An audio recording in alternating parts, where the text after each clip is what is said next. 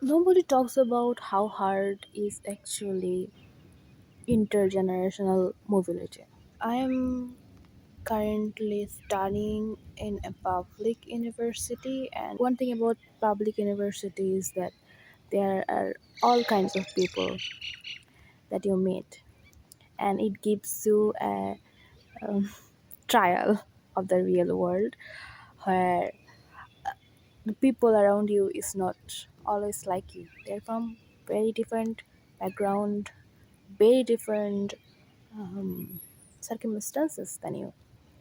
Slowly but surely, you'll realize that not everyone is on the same path. Their goal is same, but they are they have very different strategy they have to follow to get there. So if you think about how you can get better position than your previous generation,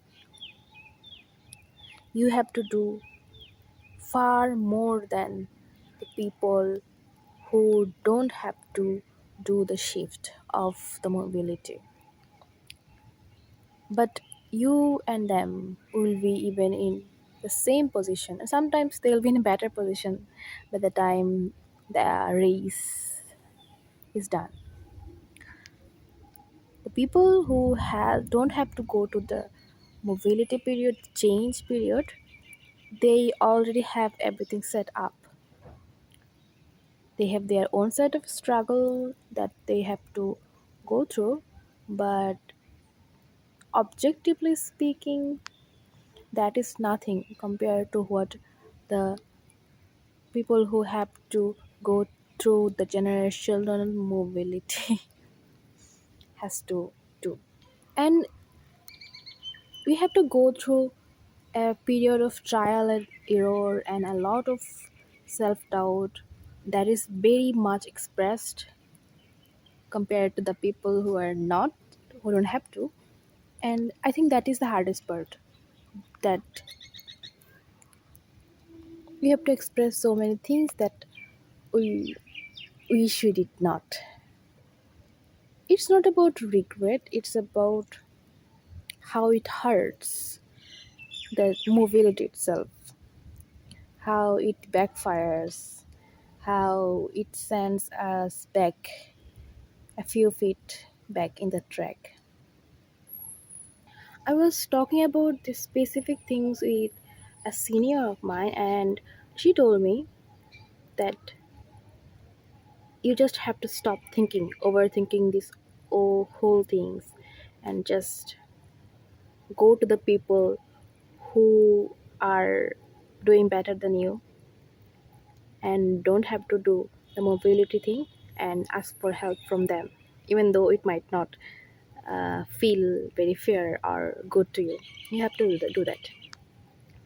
And she's right, like you have to stop, like you have to stop feeling like you'll be embarrassed, it's unfair, and just go to them and ask for their help, and they will help you. Yes, they will help you. But the thing is, if you try to be friends with them, you will not be. They will never make you feel like a part of them. They will always look down on you. But you still have to. It's called networking, right, baby?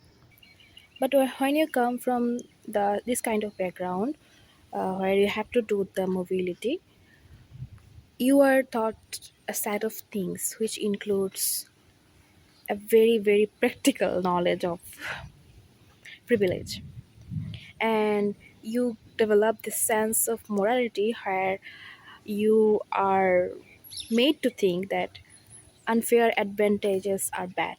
Unfair advantages are bad, so don't use them.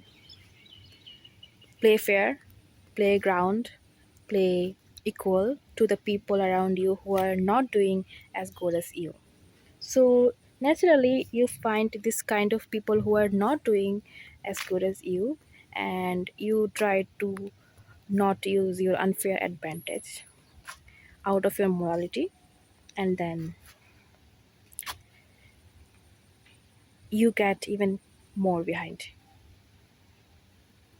And I think it's easy to say that don't think like that, don't develop that kind of morality, just use your unfair advantage and get ahead like everyone else, because life is unfair for everyone and you make it fair by using your unfair advantage. But it's very hard, it's extremely hard to not think about the inequality while using your unfair advantage. It kills me inside when I think that I have this, I have 3 days of meal a day, but not someone else might have one meal and pay for their tuition with the rest of the money. And by thinking like this is not actually helping anyone, not me, not the people who is going hungry, it's just there. So the only way really to solve the issue of mobility and actually trying your best to shift this morality principles that you are taught, but balance them with kindness. So you will use your unfair advantage, but if you have the opportunity to help others to upgrade themselves, do it. This is a message to myself because